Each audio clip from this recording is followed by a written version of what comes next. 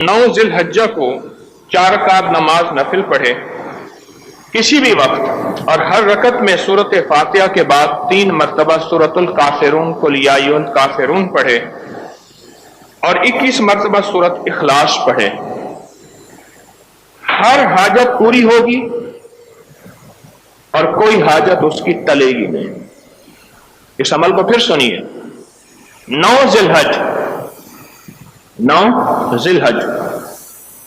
जो बंदा 4 रकात नमाज नफिल पढ़े जो मकरू अय्याम हैं, औकात हैं, उसके अलावा कि हर रकत में सूरत फातिहा के बाद 3 मरतबा सूरतुल काफिरून और 21 मरतबा सूरत इखलास।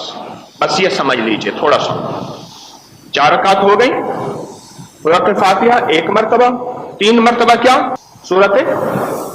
सूरतुल काफिरून और 21 मरतबा सूरत इखलास। 21 मरतबा सूरत इखलास हर रकत में, और फिर अल्लाह से जो हाजत मांगे अल्लाह कबूल कर दे। वो दुख हैं, वो गम हैं, वो परेशानियां हैं, वो मसाइल हैं, वो मुश्किलात हैं, वो नाकामियां हैं, वो जिल्लतें हैं, वो किल्लतें हैं, वो इल्लतें हैं, अल्लाह से मांगे। किसी ने ये नफिल पढ़ते हुए देखा हजरत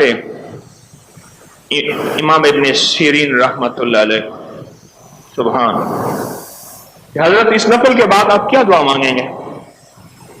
पर मैं ये दुआ मांगू कि अल्लाह मुसलमानों के लिए मेरे दिल को साफ कर दे।